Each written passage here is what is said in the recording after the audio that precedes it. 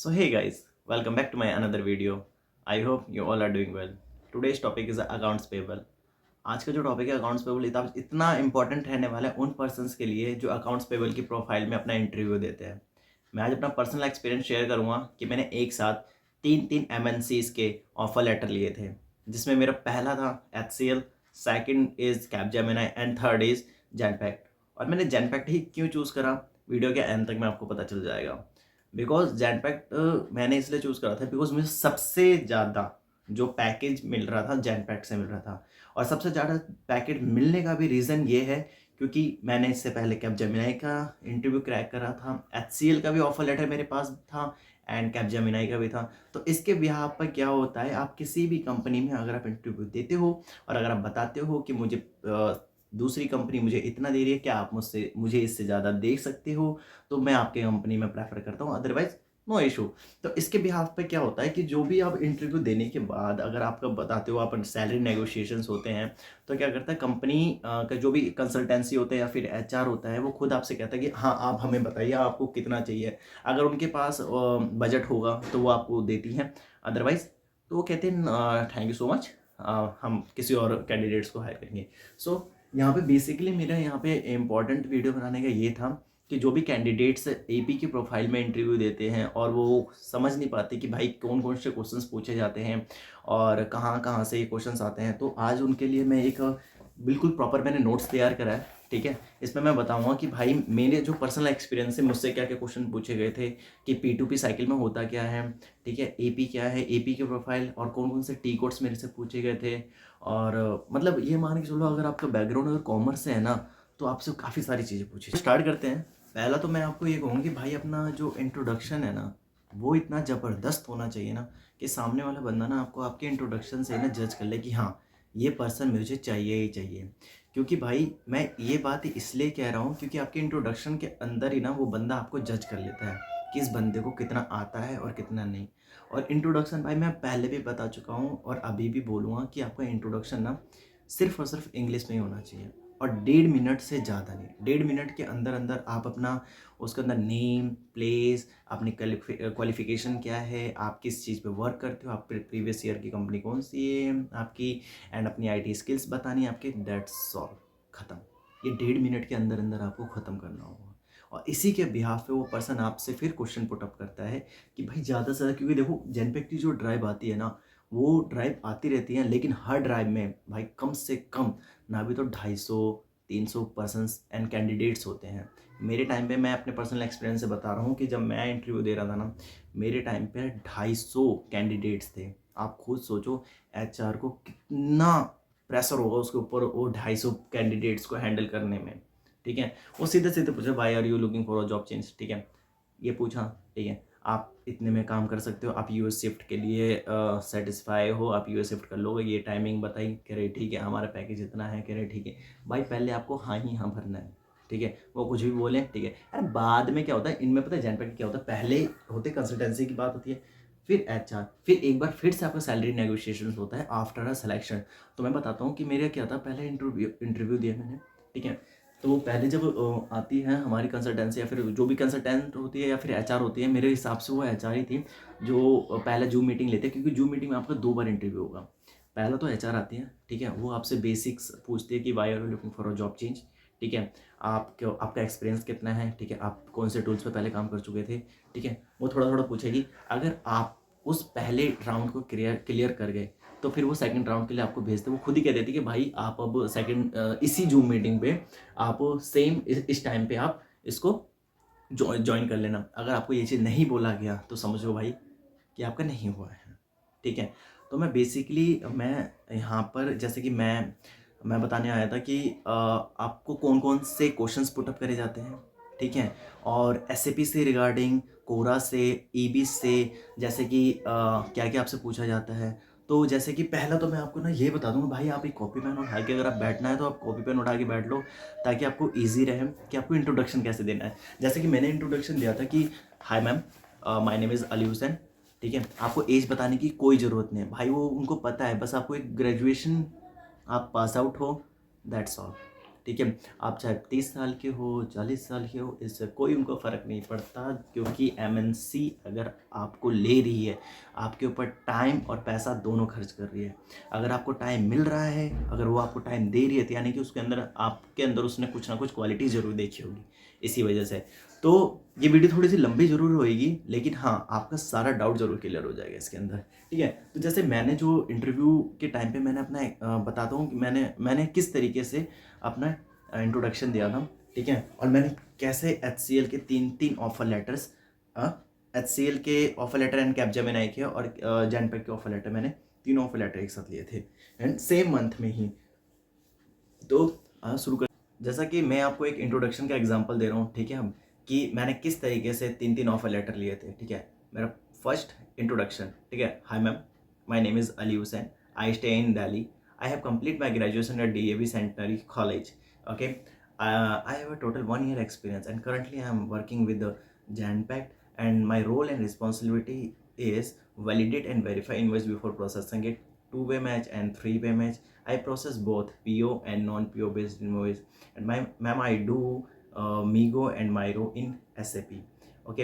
And आप इसमें फिर अपनी IT स्किल्स बता सकते हो कि ma'am I do all activity in SAP and I have working knowledge in excel as well as. आप चाहें तो इसके अंदर ये भी बता सकते हैं कि भाई मेरी स्ट्रेंथ क्या है, मेरी वीकनेस क्या है, अपने फैमिली के बारे में बता सकते हो, ठीक है। तो मैं अगर यहाँ पे अपनी स्ट्रेंथ की बात करूँगा, तो मेरी स्ट्रेंथ है I am a well discipline person and my weakness is I am over thinker, okay. And अगर आप फैमिली के बारे में बताना चाहते हो तो आप ठीक है, वरना उनको कोई मतलब नहीं कि आप कितनी फैमिली हो, क्या करते हो, दैट्स। तो अब यहाँ पर आ जाते हैं क्वेश्चन से। पहला हमारा क्वेश्चन होता है व्हाट इज़ अ P2P, ठीक है। सीधे वो पूछता है, अगर आपने SAP पे वर्क कर रखा है, आप किसी भी कंपनी में चले जाओ, अगर अकाउंट्स पेबल की प्रोफाइल अगर आप ले रहे हो, तो वो आपसे सबसे पहले SAP के बारे में ज़रूर पूछती हैं, ठीक है, कि व्हाट इज़ अ SAP। तो SAP के अंदर क्या होता है कि what is a P2P, what is a AP, what is T code you are use, how many T code you work. Basically मैं तो ये कहूँगा कि अगर आप इन क्वेश्चनों को अगर आप नोट भी करना चाहो तो आप नोट कर सकते हो, ये आपके लिए बहुत हेल्पफुल रहेंगे, क्योंकि ये क्वेश्चंस वो हैं जो मैं as a training period Genpact में, जो हमारे असेसमेंट हुआ करते थे एंड एवरी मंथ, तो उस टाइम पे मैंने नोट्स बनाए थे। तो ये आपके लिए बहुत हेल्पफुल होने वाले हैं। आप कहीं पर भी इंटरव्यू देते हो, चाहे WNS, कैपजेमिनी, इन्फोसिस, ठीक है, तो ये आपके लिए मैं गारंटेड कह रहा हूँ, ऐसे क्वेश्चंस हर बार कोई ना कोई ज़रूर पूछता है। तो पहला तो बेसिक क्वेश्चंस होता है कि why are you looking for a job change, ठीक है। तो आप इसमें ना दो आंसर्स दे सकते हो, shake for better opportunity, I am looking for a job change, ठीक है। देन दूसरा आंसर ये हो सकता है आपका कि कि personal and professional development, I am looking for a job change. मैं वो क्वेश्चंस बता रहा हूँ जो मैंने अपने ट्रेनिंग पीरियड पे, और इसमें कुछ क्वेश्चंस वो हैं जो मैंने अपने इंटरव्यू के टाइम पर दिए थे। तो भाई अगर आपने, मैं गिनती के 10 से 12 क्वेश्चंस बताऊंगा इसमें, इन्हीं में से ही जो HR है क्वेश्चंस पुट अप करते हैं, जो भी आपका टेक्निकल राउंड्स होते हैं, ये थोड़े मैं टेक्निकली क्वेश्चंस बता रहा हूँ, ठीक है। तो जो पुटअप होते हैं, तो स्टार्ट करते हैं कि पहला, अगर आप अकाउंट्स के प्रोफाइल से हैं या फिर AP में जा रहे हैं, तो पहला ही question is the what is invoice, ठीक है। तो इनवॉइस में आता है कि invoice is a non negotiable, ठीक है, कमर्शियल इंस्ट्रूमेंट, ठीक है, issued by seller to buyer. It's, अब अगर से आपको पूछ ले what is contents in invoice, ठीक है, what does on contents in invoice, तो सीधा सीधा भाई इसका आंसर होगा इनवॉइस नंबर। जो इनवॉइस में क्या क्या होते हैं, ठीक है, इनवॉइस नंबर होता है, इनवॉइस डेट होता है, नेम होते हैं, एड्रेस होते हैं, GST नंबर होते हैं, बोथ ऑफ पार्टीज के डिस्क्रिप्शंस ऑफ गुड्स होते हैं, price, quantity, rate, tax rate and tax amount, ठीक है। ये तो हो गया कि what is invoice and what does on invoice contains, ठीक है, इसका आंसर, ठीक है। अब दूसरा होता है कि भाई सबसे ज़्यादा पूछे जाने वाला क्वेश्चंस कि what are the types of PO, ठीक है, कि PO कितने टाइप्स के होते हैं। बेसिकली जो PO पूछे जाते हैं वो 4 ही पूछे जाते हैं, वैसे टाइप्स इसके 8 होते हैं, तो मैं यहाँ पे 4 ही आपको बताऊँगा, लेकिन 8 के 8 के मैं आपको नाम बताता हूँ, लेकिन 4 को ही एक्सप्लेन करूँगा मैं, ठीक है। तो पहला होता है हमारा स्टैंडर्ड PO, दूसरा हमारा होता है planned PO, third contract PO, fourth blanket PO, fifth service PO, sixth is the consignment PO, and seventh sub contracting PO, and 8 pipeline PO, ठीक है। जो सबसे ज़्यादा यूज़ होता है उसका नाम होता है स्टैंडर्ड PO, ठीक है। Standard PO it is most commonly used PO, ठीक है। PO means purchase order. Okay, it's content all the information like price, quantity. जैसे मैंने बताया था ना आपको इससे पहले कि what does the invoice contain, तो वो इनवॉइस कंटेंट्स जो होता है, जो इनवॉइस होता है वो स्टैंडर्ड पीओ के अंदर ही आ जाता है। ठीक है, तो इसमें आ जाए it most commonly use PO, यानी पीओ में purchase order. It's all content all the informations like price, quantity, descriptions, payment terms, delivery date, ठीक है, bank details of vendors, that's it. ठीक है, ये तो हो गया हमारे स्टैंडर्ड पीओ। अगर कोई ये पूछ ले भाई planned PO, planned PO is the long term agreement, ठीक है, committed both committed to buyer goods and seller. ठीक है, एंड थर्ड होता है हमारा blanket PO. Blanket PO, PO means, मैं अभी भी याद रखना, पीओ मतलब यहाँ पे शॉर्ट फॉर्म में यूज़ कर रहा हूँ। पीओ मतलब होता है purchase order. Okay, blanket PO is use for long term purchase to procure goods and services over a period of times. ठीक है, एक लॉन्ग टाइम के लिए इसको यूज़ करा जाता है। ठीक है, and contract PO is the agreement between the buyer and seller, ठीक है, ओवर अ प्रीडिफाइंड मटेरियल और service over a period of date. ठीक है, तो ये तो हो गया हमारे कि पीओ। हाँ, परचेज ऑर्डर्स कितने टाइप के होते हैं, बेसिकली 4 ही पूछे जाते हैं, तो आपके 4 के नाम आने चाहिए। और अगर पूछ ले अगर कि भाई can you explain this the one PO, तो आप स्टैंडर्ड पीओ के बारे में आप बता सकते हैं, और ये स्टैंडर्ड पीओ ही आपसे पूछा जाएगा, एक्स्ट्रा और कुछ नहीं पूछा जाएगा। एंड दूसरा आपसे पूछा जाता है what is the 2 way match and 3 way match. जो 2 वे मैच का ना, एक सिंपल सा बिल्कुल मैं बताऊंगा भाई एग्जांपल। 2 वे मैच पता है, मैंने जब जनपैक में ट्रेनिंग कर रहा था, तो 2 वे मैच बहुत बड़ा था, मैंने इसको शॉर्ट करके अपनी लैंग्वेज में लिखा है। 2 way match the price and quantity. ठीक है, 2 way match the price and quantity which is coming in the invoice should be match with PO. ठीक है, पीओ मीन्स परचेज ऑर्डर। यहाँ पे शॉर्ट फॉर्म में अगर मैं आपको हिंदी में बताऊँ कि 2 वे मैच क्या होता है, जब हमारे पास इनवॉइस आती है, ठीक है, वो मैच होनी चाहिए परचेज ऑर्डर से। ठीक है, एंड यहाँ पे है 3 वे मैच। 3 वे मैच फिर से वही बात है भाई कि 3 वे मैच होता है the price and quantity should the coming to the invoice match PO and GRN. अब यहाँ पे देखो, जो 3 वे मैच में ना सब कुछ पूरी लाइन वही है, लास्ट में क्या होगा, पीओ से भी मैच करना है उसको और जीआरएन से भी मैच करना है। और जीआरएन का मीन्स होता है गुड्स रिसिप्ट्स एंड नोट। ठीक है, गुड्स रिसिप्ट्स नोट। बस ये हमारे हो गए कि 2 way match and 3 way match. बस आपसे यही 2 पूछे जाते हैं, 2 way match and 3 way match. अब अगर कोई ये चीज़ पूछ ले भाई कि what is the P2P cycle, P2P cycle तो भाई घोट के पी जाना, यही आपसे सबसे पहले पूछा जाने वाला क्वेश्चन होता है, व्हाट इज़ P2P साइकिल। इसको तो चाहे आप नोट कर लो, लिख लो कॉपी पेन में। और ये क्वेश्चन इतना ईजी है ना, इतने ईजी वे में मैं आपको बताऊंगा कि आप कभी भूलोगे नहीं। ठीक है, इट मीन्स प्रिक्योर टू पे।